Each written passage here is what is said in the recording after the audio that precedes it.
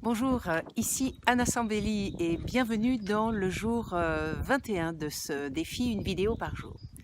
Alors dans une précédente vidéo, je vous avais parlé des leurres et ça va être le thème aujourd'hui. Un leurre en fait, c'est lorsqu'on essaye de travailler sur une difficulté ou une problématique et en fait, ça ne fonctionne jamais, il n'y a jamais rien qui bouge et alors qu'on s'acharne véritablement et qu'on ne fait pas semblant d'essayer de le travailler.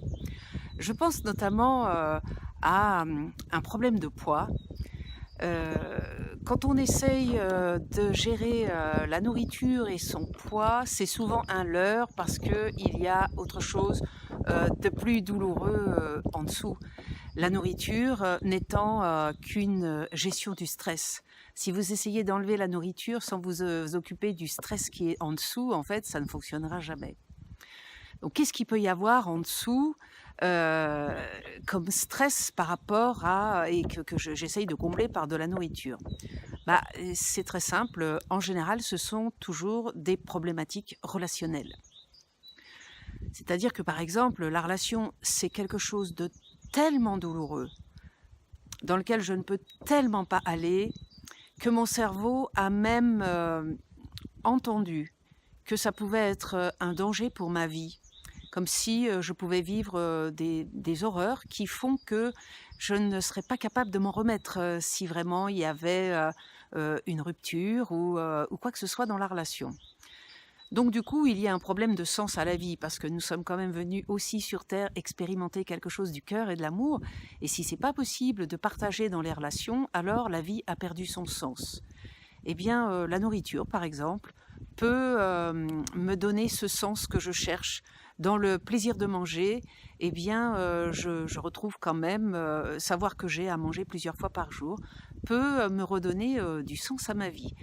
Donc si vous essayez de faire un régime alors que vous vous battez avec un problème de sens et un problème de relation, ça ne fonctionnera jamais. Alors il y a d'autres leurres, comme par exemple les TOC.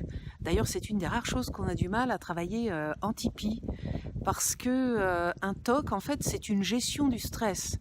Si vous partez de chez vous et que vous revenez 3-4 fois vérifier si la porte est bien fermée ou si le gaz est bien fermé, eh bien, vous faites ça pour vous éviter des angoisses. Donc, n'essayez pas d'enlever les tocs qui sont là pour vous éviter les angoisses. Autant aller regarder directement de quelle angoisse il s'agit.